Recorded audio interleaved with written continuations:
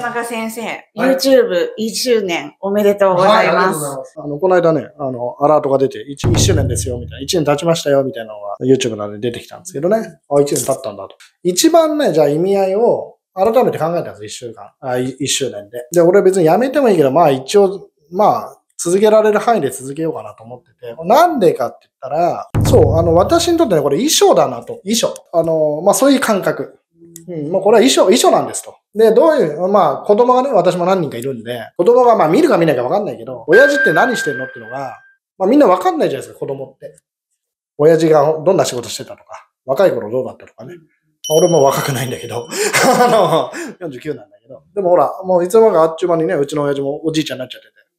若い頃の写真とか見るとね、全然違うから。で、その時に親父が何してたかとか、ね、何考えてたとか。わかんないから、一番はそれかなって最近思ってきてる。